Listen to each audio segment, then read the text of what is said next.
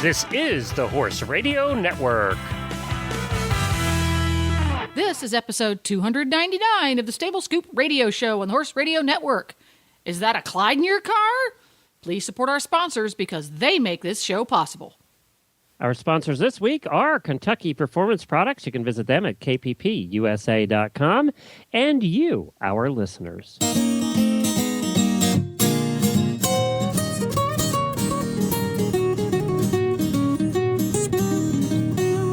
Welcome to the Stable Scoop, with weekly shows delivered right to you. With Helena and Glenn the Geek, live from the stable, it's every week. They bring you the news through hail or high water, while using their tails as their own fly swatters. So sit on down and laugh till you poop, cause it's time again for the Stable Scoop. Stable Scoop. The Stable Scoop. Stable Scoop. This is Glenn the Geek. And this is not Helena B. It is Coach Jen. And you're listening to the Stable Scoop Radio Show on the Horse Radio Network. Howdy, everybody. Thank you for joining us today. We really appreciate you being here on the Stable Scoop Show. You could say hi to me. I did. I said howdy, everybody. That included you. Jeez. And Coach Jen is here today because Helena is not. She is off doing her real job today. She actually does have a real job, and she had to meet with clients today, so she's off this week. We'll be back again next week for episode number 300 next week. See, that's the difference, Glenn. I don't have a real job. That's it. That's it. It's true. You don't get paid either. I don't get paid either. That too. Oh, God. Well, we are going to have a special celebration coming up here in August. I think it's going to be around episode number 312, which would be our 6th year of doing this show. And we're going to do a live show in the evening some night and just have a sit-around chat, let people call in and chat with our listener kind of show. So look forward to that coming up over the summer time. We'll be heading into our 7th year here on the Horse Radio Network and the Stable Scoop Radio Show. That's crazy. And Jennifer, of course, is host of Horse Tip Daily Show. If you don't listen to Horse Tip Daily, hop on over to horsetipdaily.com or check them out on our app. You can find all of our shows on the app, but you'll find Horse Tip Daily there, and it has like the last 25 episodes. But she's done, what are you up to, 1,000? Oh, 937. 937 episodes. So If you want to, and those are not timely. You can go back to episode 1 and listen to it, and it's still a tip about horses. That's right. It's hey, I wanted to remind folks, too, if you are not already a fan on the Horse Tip Daily Facebook page, you should be, because I do post lots of tips there as well, in addition to the podcast. Whenever I come across clever articles, interesting factoids, PDF files you can print out and hang in your barn, I post them over on the Horse Tip Daily Facebook page, a great place to hang out. And that's also a great place you can say, hey, Jen, do a tip on, because we appreciate that. Very good. Thank you, Jennifer. And what else did we have to talk about here? What other housekeeping did we have? Been driving the pony a good bit, and other than a few temper tantrums here and there, he's been doing okay. He's funny. He does have temper tantrums. He's like a pony. He's just a typical pony, and that's starting to come out. The fatter and happier he gets, the more little temper tantrums come out. Thank God Jennifer's here to help me with the little guy. Because it's kind of hard. That is one thing about driving is, unless you get to the point where my first pony was, Piper, unless you get to that point where you're very well trained and broke, it's a two-person operation because you need one to head them. You really shouldn't be doing it by yourself especially with a green pony. Right. Or horse. Yes. It's a group activity, and that suits you, Glenn, because you're a group activity kind of guy. Yeah, that is true, but you can't have those days where you just go out by yourself and you want to have a nice, quiet day by yourself. Now, that'll come in another year or so. I'll be able to do that. But. See, that's what the whole coaching culture came about, because the wealthy person would sit in the front seat and drive, and he wasn't by himself because that wasn't very safe, but the groom sat in the back, and it was like the monkey, hear no evil, see no evil. He just sat back there. He didn't talk. He didn't interact, so that the person in the front driving is kind of by themselves. So if you just don't talk when we go out together, that'd be great. Right, yeah, exactly. It'd be exactly like that. No interaction. I'll tell you what is more difficult about driving is you can't just ride. You can go out bareback and ride. Yes. You can throw a halter on. You have a lead rope for reins, and you can just go out and ride. Well, you can't do that with driving. You got to put, no matter what, you still got to put the harness on. You got to get the card out. You got to do all that stuff. Right. You can't avoid those parts. There's stuff when you drive, even at the pared down level at which you drive, because people who are real, honest to goodness, real drivers, not just goof offs like you are, they use a lot more stuff than you do. You have the bare minimum to stay safe, and it's still a lot of stuff. It's still a lot of stuff, and I'm not driving pairs or four hands. It's crazy. I'm only harnessing one horse. Yeah. But the interesting part too is there's a difference between carts and carriages, and the difference is a cart has 2 wheels, a carriage has 4. Well, what that means is those shafts that come out the front of the cart, you have to have your cart balanced just right so it doesn't put an inordinate amount of weight on those shafts on the horse's back. Right. And so with a carriage, you're not worried about that. That's Right. not a concern. weight. But with a cart, it is. And we've been fooling around with that for the months that we've had this cart and harness and working with the pony. And we have one more adjustment I think we're going to have to do to get it to where it should be. And we're still fooling with it. Well, we are amateurs, Glenn. Yes, that is true. But we're getting professional advice from Dr. Wendy. Yeah, we have plenty of professional advice, but we ourselves are amateurs. And frankly, we did buy a new harness, so the harness had to kind of settle and stretch into place because it was brand new. But I frankly, I think if we measured PT Scooter, I got a sneaking suspicion he grew a little bit. I do too. I think he grew maybe about an inch. I still don't think he's 13 hands, although we should measure him here sometime soon.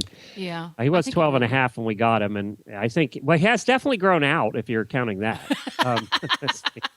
Little fat ball. We actually had to buy him a muzzle now for the summertime because we think he's going to need muzzle and he's getting kind of chunky. Well, and he has a very lush paddock that he goes out in, and he never stops eating. He just never stops. Yeah, no, he never stops. He doesn't take a break. Other horses will be laying down. Your horse, Speaker, quarter horse, who's also extremely fat. Yeah, he's tubby. Will occasionally take breaks during the day for a couple hours and sleep. Scooter doesn't seem to need any because he's just out there. Does not need sleep. Scooter does not need sleep. He just eats continuously. Yes, his little body just yearns for food. Maybe that comes from being a starvation case. I don't know. It comes from being a pony. You know what else too? We should talk about this because it is frustrating, and other people I'm sure have gone through it. Where we go out of the neighborhood here, we live in an equestrian community. There's 400 houses. 300 of them are horse people that have horses in their yards. They're all 5 acres plus. And where we drive, PT, and where you ride is a road not too far from where we live. And there are a couple horses there that are looking pretty poor and have been looking pretty poor for a long time. But it is so frustrating because Jennifer did the right thing. She called animal control here in Florida. And what did they say? They said, well, we already have a case on it. There's a case number because somebody else has already contacted them. Matter of fact, at least 2 other people have contacted them. That's how skinny these horses are. They were PT Scooter skinny. Yeah. And that was it. She was like ready to say goodbye. And I said, well, isn't there anything else I can do? Well, there is, quote, a nutritionist and, quote, a veterinarian, quote, working with the owners already. Well, I go by these horses a couple of times a week, and I do it, year round. And I said to the little operator lady, there might be a nutritionist and a vet working with them, but they're not getting any fatter. Somebody's not taking somebody's advice. And I really had to kind of push to get her to even take down my name and phone number to get a call back from the officer in charge of the case, which I found disheartening. And you're never going to get a call back. Yeah, I found it disheartening. Yes. Basically, until the horses are laying down dead, they're not going to do anything. Yeah. And we all, we've talked about this before when we've seen horses that are in trouble and stuff, and you post on Facebook and people say, we got to report them. Well, sometimes you do, and you should, but it doesn't always help. Yeah. Well, something, though, that makes a big difference is you need to report things like this in a sensible, sane manner. Screaming, yelling, and making accusations doesn't impress the police. You need to do it in a timely fashion. And more people does make a difference.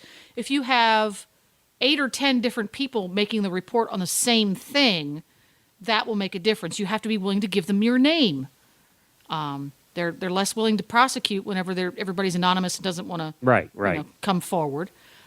Anyway, we're going. Speaking of messes, we have a terrific guest here to start the day. We have Jody Werner, who you'll know from Ask Murray fame. Well, today's a little bit different. She writes a comedy article for Chronicle of the Horse, and she wrote one on cars for horse people. And we're going to talk a little bit about that, speaking of messy. And then coming up later in the show, we have James Poole, who is of JFP Equine out of Waterloo, Illinois.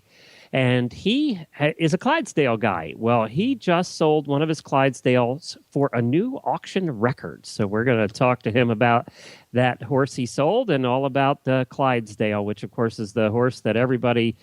I think you could almost call Clydesdales America's horse, right? I mean, that's kind of the reputation they have. Well, with the whole beer thing, yeah, sure. With the whole Budweiser thing, everybody relates to the Clydesdales, even if you're not a horse person. And then we have a Tack and Habit product coming up later on in the show. And we thank Jennifer for joining and helping me out here today. Let's go to... Because I have no job. Because you have no job. Right. And I'm your boss and I made you. So Jody Werner's coming up first of Ask Murray fame, and we're going to be talking about something a little different, not Ask Murray today. So let's get Jody on.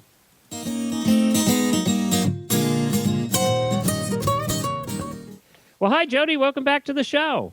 Good morning, Glenn. Happy to be here. Well, one of the things that we have hidden from our listeners, I think, we always talk about Ask Murray and all the different advice that Murray gives all the time, but Jody is also a comedy writer for Chronicle of the Horse. That is correct. I have a monthly humor column that if you follow Chronicle of the Horse on Facebook, you will see the post, or if you follow their website, you'll see it there too. Very good. Well, you did one that caught my eye recently because I feel very strongly about this topic as a horse husband. And that is about barn cars. And it was a kind of a long article and made me laugh. But so we're going to you picked out some paragraphs here that we're going to read and chat about a little bit out of this article. But I think these paragraphs pretty much say it all. They kind of sum up the whole concept of the barn car, which anybody that has a horse, if you have a horse, you have a barn car. It's a foregone conclusion. Yeah, and I don't care what the car is, whether it's a Corvette or a truck. Any car immediately becomes a barn car. Right, exactly. If you're a horse girl, it's a barn car. So, all right, why don't you read the first paragraph? Barn cars are not clean. The exterior is covered with dirt, horse slobber, kitty cat paw prints, bug splatter, and bird duty that may obscure the original paint to the extent that the color of the car is unidentifiable. The interior is an amalgam of mud, horsehair, rice hulls, and hay remnants, all of which regard you as a giant living lint brush and may attach themselves to you, your possessions, or your progeny without your prior knowledge or consent. And it's so funny you say that because we just got back, we went out to lunch, and we are in the middle of love bug season here in Florida. And anybody that hasn't experienced love bugs, when you said, bug splatter, if you haven't experienced love bug season in Florida, you haven't lived. Because we got home, I'm looking at my car outside the studio here, and you barely see out the windshield. It is that covered in bug splatter. We have these giant clouds of bugs that come out right about sunset and like to just hang out on the road between the barn and my house and just randomly commit mass suicide by driving themselves into your windshield.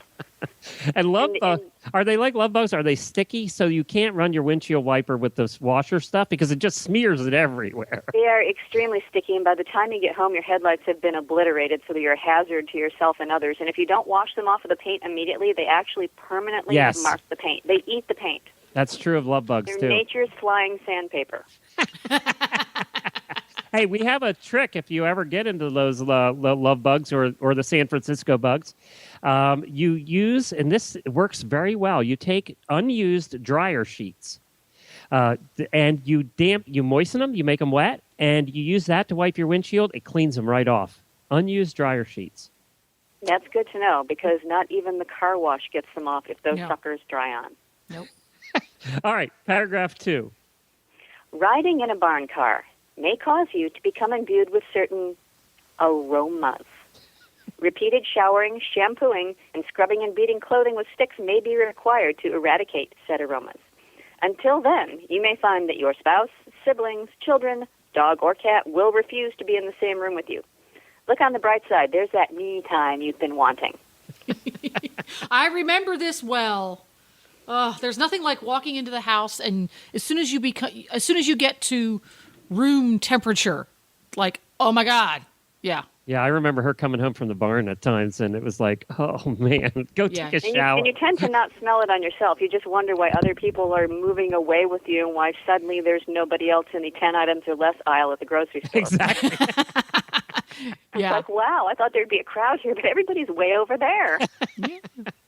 That is so true. So true. It is a foregone conclusion that people who accept a ride in a barn car will, at some point, end up going to the barn. Reasons for spontaneous trips to the barn include veterinary emergency, dropping off feeder supplies, changes in weather requiring immediate blanketing or unblanketing, and I just want to check on the horses real quick. Oh, that's the worst one for horse husbands. Real quick. Yeah, because that means 2 hours later you're going to be leaving the barn and you're going to be late for wherever you're going. Go ahead, sorry. If you have a severe allergy to horses, please just keep an EpiPen in your purse. I can drop you off with the emergency room later. In the case of a veterinary emergency, you'll have to tough it out. However, I will ask the vet to check on you when he's done with my horse. Be sure to give him your contact information so he can bill you.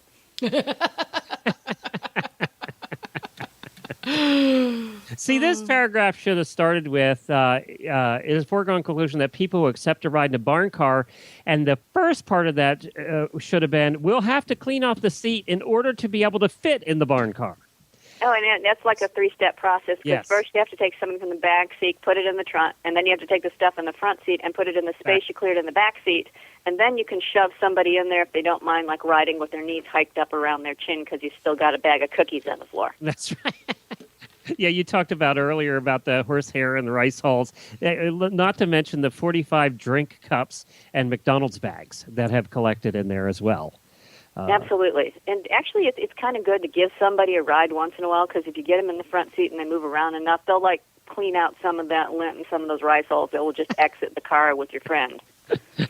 I remember, too, the first time as a boyfriend that has never been involved around horses, talk about the vet call. First time you have a colic and your girlfriend says, we need to walk the horse for a while, just a little while. Can you walk the horse for a little while? And they always make it sound like it's going to be, I have to walk the horse for 10 minutes and everything will be fine. 3 hours later, you're still walking the horse. Yeah, I remember that at 2 a.m. Yeah. But you have to keep your priorities straight. Why do horses never colic during the day? Why do they always colic at 9:30 at night, so it goes all night long? They only colic when it's most expensive to do so. That's right. That's true. That is true. Yeah, this article, that's very good. Everybody has to go read it. It's at chronicleofthehorse.com, and you'll find Jody's articles over there. But this one was especially good because it's one of the pet peeves of all horse husbands. It is, and it's just part of life and part of owning a horse. So you can either have another car or you can take the bus. So I'm going to ask for all horse husbands. I'm representing all of them today. So, Jody, why is this that horse girls just don't seem to be able to take the garbage out of the car with them when they walk into the house? I think it might be because as enough stuff gets in there, we actually can't find it, and we can't distinguish garbage from non-garbage. Oh, we didn't mention clothing and bras and riding pants. Well, you have to have a change of clothing when you go to the barn, because God knows how much DMSO you're going to spill on yourself, right? Hello. Yeah. And don't forget the bag of carrots that rolled under the seat and now shriveled up into what resembles orange French fries. Yeah. Oh, yeah. Oh, that's better than the apple that got under there and now has melted into a pile of goo. Yeah. Ugh. Yeah. You know, the worst thing, though, is, and I think even horse girls are good at making sure the banana peel doesn't stay there, because you only do that once, because that reeks. It's never much fun. That's very true. Well, Jody, thank you so much for joining us again. We really appreciate it. Give out your website address. My website address is www.sfredhead.com. San Francisco, redhead.com, sfredhead.com. Thank you, Jody. Well, right after this word from Kentucky Performance Products, we are going to our next guest. His name is James Poole. He is of JFP Equine out of Waterloo, Illinois. And he is a Clydesdale guy. And he just had a couple of his horses over at the Clydesdale auction that happens every year, the 2014 National Clydesdale Sale. And we're going to hear about one of those horses in particular because he broke a record. This Nutrition Minute is brought to you by Kentucky Performance Products, the company that simplifies your search for research-proven nutritional supplements at kppusa.com.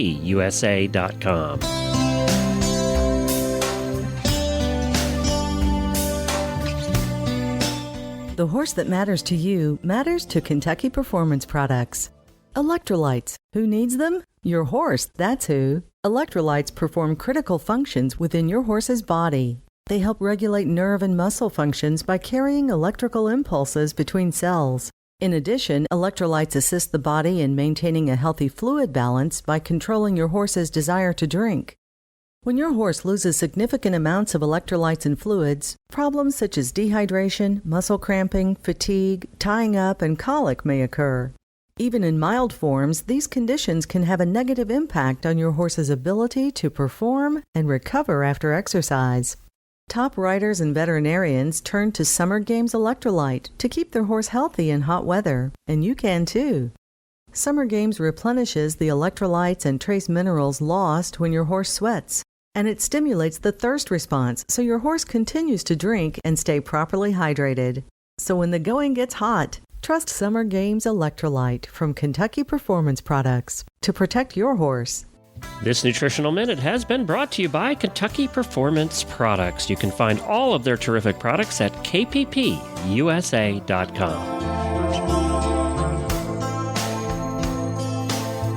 Well, hi, Jim. Welcome to the show. Good morning, Glenn and Jennifer. Very nice to be here.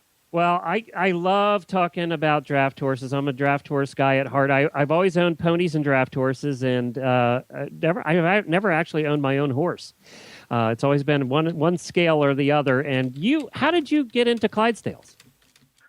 Well, draft horses have been the story of my life. I've never had another job other than being around draft horses. I grew up on a farm in Western Canada. My family raised Belgian horses, and we showed them for a number of years before I got involved in the Clydesdales.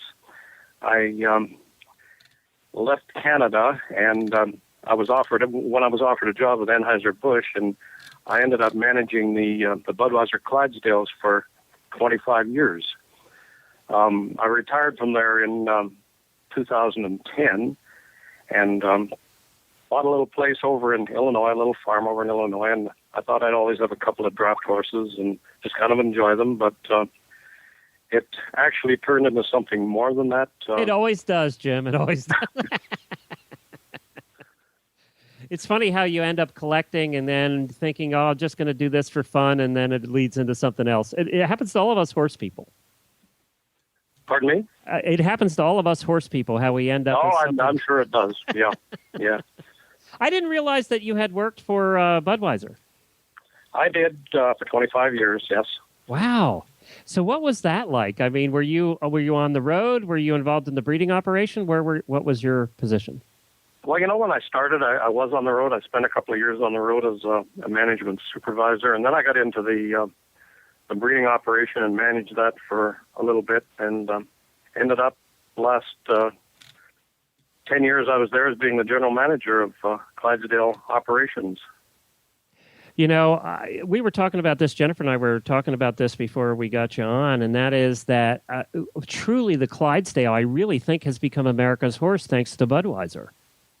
That's absolutely true, and the Budweiser Clydesdales pretty much set the benchmark for the Clydesdale breed. So it's true within the breed itself as well? Oh, yes. Everybody recognizes the Budweiser Clydesdales, and everybody that seems to want to own a Clydesdale wants a horse just like a Budweiser Clydesdale. How popular are Clydesdales in the general population? I mean, are there a lot of people who own Clydesdales? Are there a lot of them around? Well, I think it's increasing dramatically in the last few years. And, a lot of that, again, is due to Budweiser, the exposure they get from Budweiser and seeing them all over the country. And there's a lot of new people into it in the last few years, and some great breeding programs around the country. And, I deal with a lot of the breeders around the country and kind of know where all the good horses are, and it's just a lot of fun. Let's talk a little bit about that, about new people coming into draft horses, because I think that's an important thing. Do you find that people that get into draft horses are surprised? A lot of them have owned horses before, but have never owned draft horses. What do you see as the big differences? And I could talk to you a little bit about this, of what we learned owning draft horse Percherons. What do you see as the big difference and the thing that surprises people the most that have been used to owning a horse or a pony? Well, pretty much the same applies to a regular horse as a Clydesdale, the basic the care for them. But, Clydesdale much larger, and I think people are surprised how much they actually eat and how much it costs to feed them and shoe them. Keep them around. Yeah. Shoes are much bigger. Big Clydesdale shoe weighs about 5 pounds compared to 1 pound for a small horse. So how much will it cost, just as an example, to put 4 on a Clydesdale, put 4 shoes on? Well, I think the normal price is just to nail them on is about $150. Then there's the price of shoes and nails and everything after that. Yeah, we always found it. Usually, we never got out for less than $300. Yeah, that would sound about right. Yeah, that's what we always found too. And the other thing is, you're used to feeding your horse a couple flakes of hay here a day. We were feeding a bale a day. Is that unusual? No, that's not unusual. A normal draft horse will eat about 40 pounds of hay per day. And about 3 quarts of grain, and minerals and vitamins and all that good stuff. It adds up. Very costly. Yeah, it is. It's probably the reason that I don't own one down here in Florida. When you're paying $15 a bale, $10 to $15 a bale, it's tough to own a lot. It's tough to own draft horses. Absolutely, you're right. Times 30 days a month, that it really does add up quick. And then you have to raise the roof on your barn, otherwise they have to duck. Yes. We used to have bank barns, and they really did have to duck. Yeah. Well, now, you are a Clydesdale breeder, correct? We don't actually breed Clydesdales. I travel around the country and look at prospective potential Clydesdales for other people, and I buy most of my young horses. Okay. But you ended up at the 2014 National Clydesdale sale. First, tell us about that. Well, I've been taking horses at sale since its conception over 30 years ago, and it's always been a great experience. Our horses have always sold good, but we had no idea that the one that we took this year, named Mark, was going to sell for the price he did. But there just happened to be 2 or 3 people wanted the same horse, and he ended up going to a buyer in Florida. And the interesting thing about Mark and what he's going to be doing in Florida, most people buy these high-powered potential hitch geldings for showing and harness, and Mark will never see a set of harness. He will be loved 7 days a week, 24 hours a day, and the only thing he'll be doing is riding occasionally. Wow, so he's going to be he's a pet. Yeah, basically he is. He's got to be the luckiest horse on earth. Yeah, exactly. I actually delivered him to Florida in the last few days, and he's in a beautiful facility and just a very comfortable place. And I envy him. Yeah, I think most of us envy how well our horses get taken care of. This horse. Tell us, so as a benchmark, what does an average Clydesdale sell for at the national auction? I think the average is around $6,000. Okay. Mark kind of shattered that this year and brought the average up. His selling price was $60,000. Wow. And the previous record I read was $40,000? Yeah, that's correct. Wow. Yeah, I think that was 5 or 6 years ago. So what was it about? It was Mark a gelding by way of stallion? Mark is a gelding. Okay. And what was it about Mark, do you think? Have you been able to pin it down? he's a very unique individual, just a really nice horse to be around. He's one of the nicest horses that I've ever been around, very intelligent. And I think he's exactly what the folks were looking for. They actually came to my farm 3 or 4 weeks ago and spent a day with Mark and just absolutely fell in love with him. And just there was something about him that I guess a lot of things about him they liked. He's the kind of horse that never seems to do anything wrong. He always anticipates what his handlers are going to do next, and he's just really easy to care for. And Mark was a big boy at 18 hands, weighing almost a ton, right? Yeah, he weighs right around 2,000 pounds, and he's actually over 18 hands. He's probably 18.1. He was a big horse, but a very modern type horse, very high-headed, modern type, intelligent looking, and just a very sharp eye and sharp ears, and just once again, really nice horse to be around. He's very attractive. I saw the pictures of him, and he's just handsome. I mean, I don't know what else you say about him. He's just a good-looking horse. Yeah, we used to, when he was here, we hitched him quite frequently, and we have a nice vehicle to hitch to, and we drive him alongside the road, and there'd be traffic stopped alongside the road just watching him. Just I couldn't believe it. Again, America's horse, right? I mean, everybody wants to see one in person. And, we're horse people. We have owned draft horses, and I've been around draft horse hitches of 6s and 4s and 8s. Yet, when the Budweiser Clydesdales came to Ocala, we were down there like everybody else. I mean, it's just, I don't care who you are, they're impressive. They really are. They certainly are, and they're well worth going to see, and just a great opportunity. So do you, and I think the thing that people think of too, you mentioned that these people that bought Mark are going to be riding him. I think that that's something that's overlooked a lot of times. We always think about him pulling a wagon or pulling a cart or whatever, but we used ours for riding. I mean, we used our Percherons for riding, and they make terrific riding horses. Yeah, that's correct, and I believe it's becoming more and more popular. More and more people are looking for these horses to ride. And especially they have multiple uses. The crosses too, especially if you cross them back to thoroughbreds and stuff. Yes. Yeah, they've been using more of them as sport horses. Mm-hmm. What has changed since you started getting into Clydesdales through the past 30 years? What do you think has changed as far as the Clydesdale breed and the perception? Well, I think the Clydesdale breed has changed. They used to be, shorter, blockier horses, and they're, as I mentioned before, they're kind of streamlined now and taller, and maybe a lot more action. And this is done through breeding and imports from Scotland, and the place where the Clydesdale was actually originated, and some great breeding programs. And when you see a Budweiser hitch, you see nothing but class going down the street, and Clydesdales are just very attractive individuals. No question. Class and feathers, that's what you see going down the street.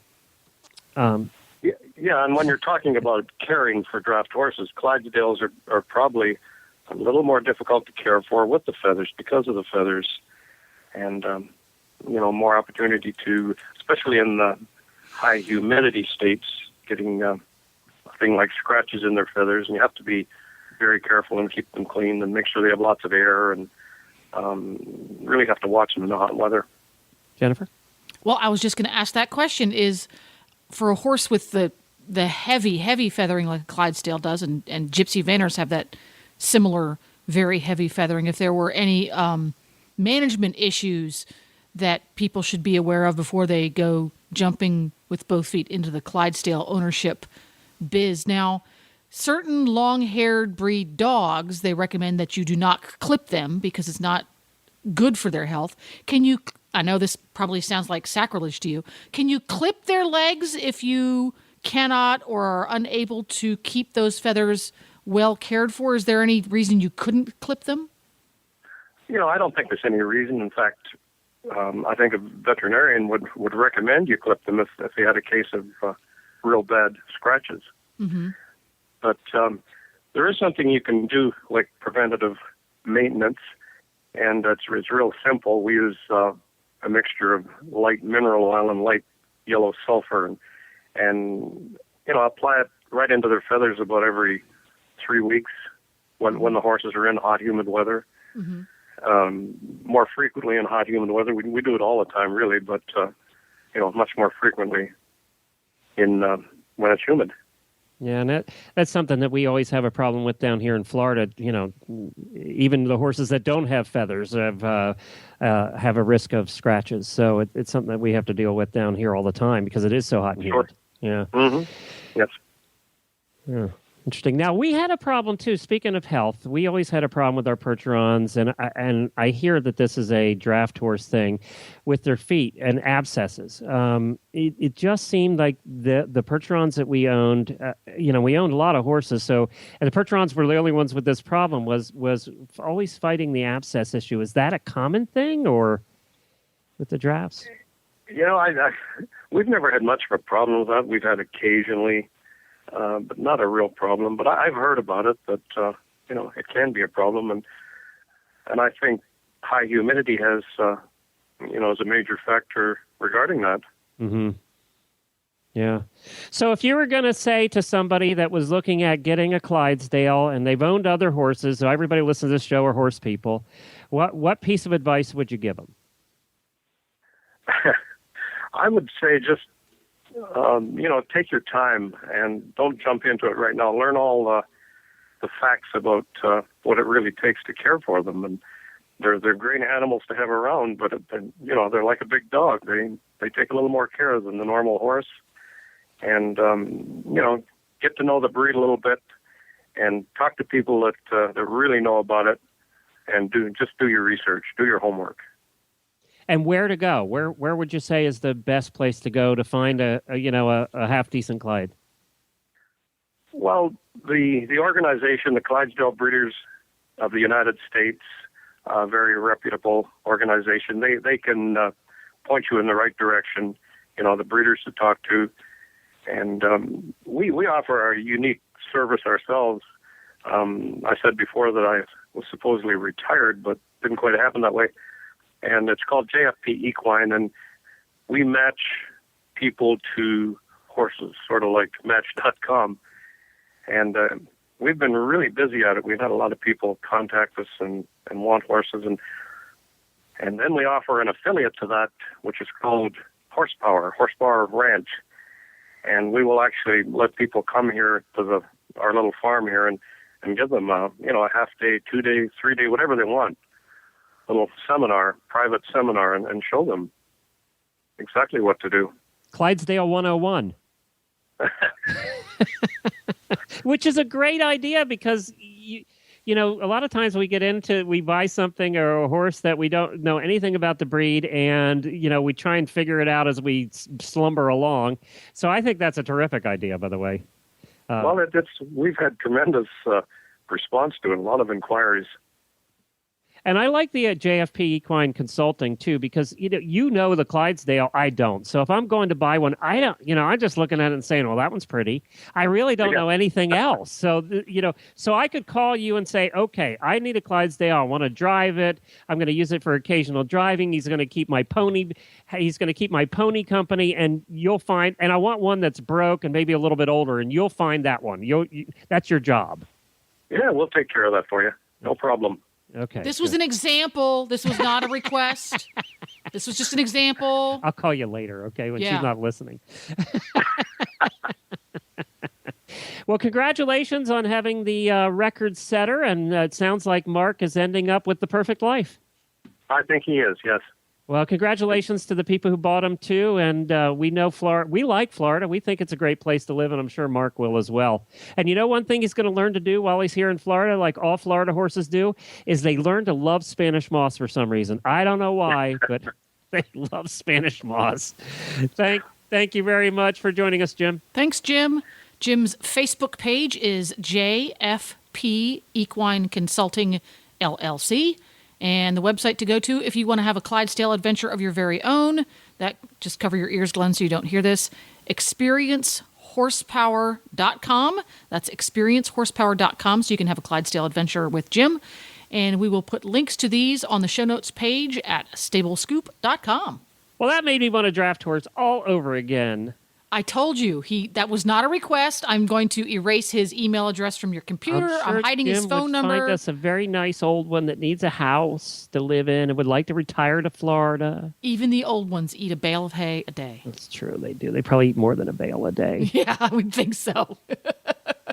Down here, it would be expensive. I think we figured it out the one time. What did we figure? $300 a month or more? It's something. It would be crazy. It would be just crazy. Yeah. Yeah. And you know something? It's not even the cost and the amount of hay. It's the poop. I'm sorry. They do make big poop. Because when you put a bale in, you're getting a bale out. There's a lot more poop than my 12-hand Hackney pony. Yes. Yeah, there's a lot more poop. Yeah, you're right about that. Yeah. I remember cleaning the stalls, and it was like. Yeah. And Joe was a pig. He was. You'd strip it every day. So basically, you had a bale of hay a day and a bale of bedding a day. Every day. Every day. Yep. Yeah, and he was the only one we had that ever got cast too in this stall. Well, he was a big dumb baby. Yeah, he was. He was 18 months when we got him, and he was only, 17.5 or 17 and a half? 17.5, he seemed like, but 17 and a half. When we got him, I think, excuse me, he was right around 16 hands when we got him, and he was about 18 months old. And silly us, I'm going, he's not going to get a whole lot bigger. He's 18 months old. Yeah. He turned out to be over 18 hands. We should have hired Jim. Yes, we should have. Jim would have known. He would have told us that one's going to be a ton. He was a good boy, though. Well, we are coming up next to our Tack and Habit Product of the Week. Woohoo! Cue the music.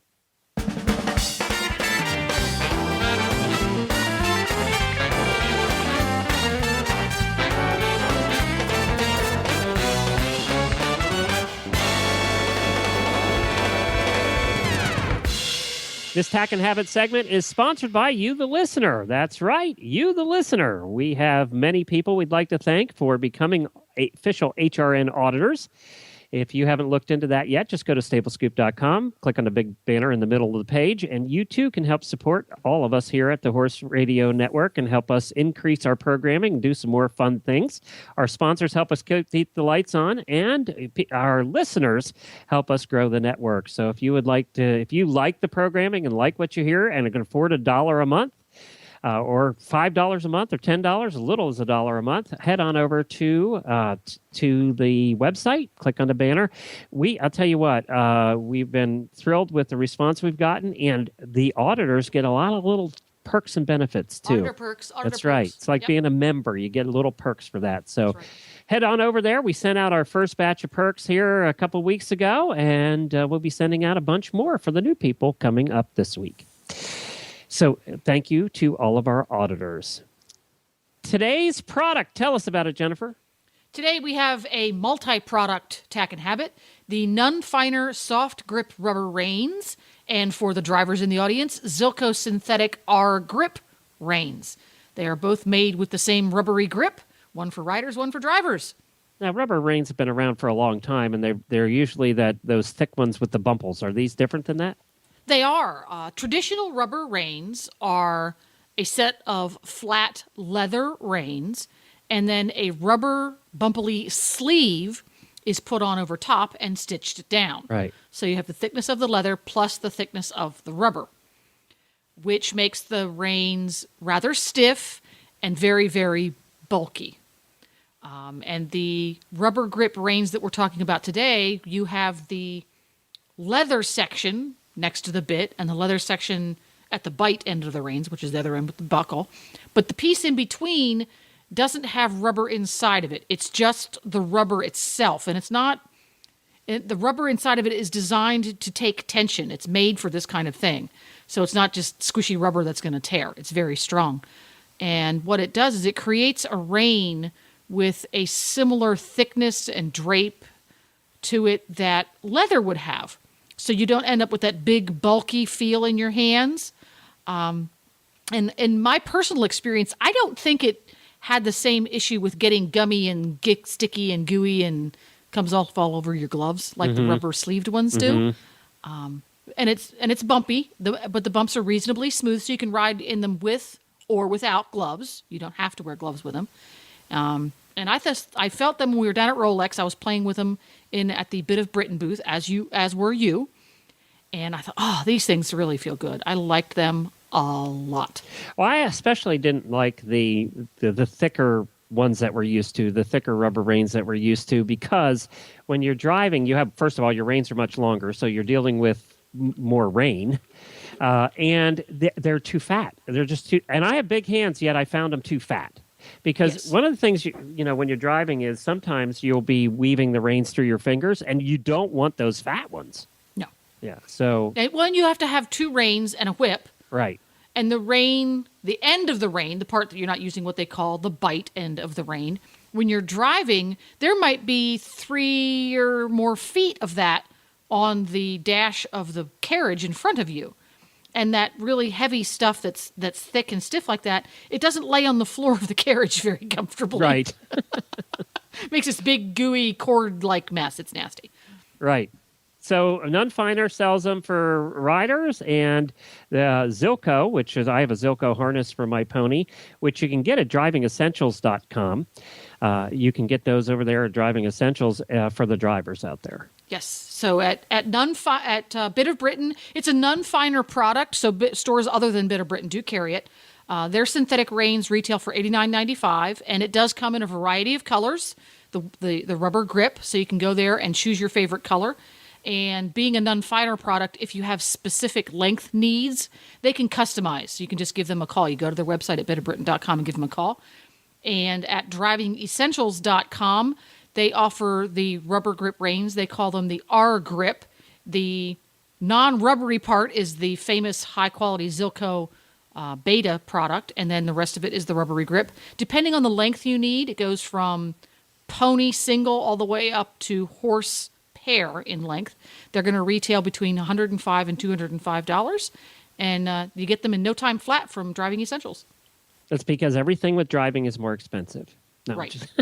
That's when they're longer. Well, there's more of it. Yeah. There's a lot of stuff when you drive. As we said when we opened the show, true. There's a lot of stuff. That is true. Well, thank you, everybody, for joining us. As we said, Helena just had off today because she had some real work to do, the work she actually makes money at. Yep, and I have no real job. Got it? That's right, and she'll be back next week, so you can take a look for episode number 300 next week here on Stable Scoop. Don't forget to get the Horse Radio Network phone app at iOS or Android by searching for Horse Radio Network in the App Store. It's free and it's easy to use. And for details about today's show, links to all of our guests, go to stablescoop.com. If you're ever wondering, there's somebody that I wonder if they ever talk to them, just go to the website and search. There's a search function on the website at stablescoop.com. Put in the name, and it'll tell you whether we ever talked to them. You go back to a past episode, and that goes back 6 years, everybody. 6 years.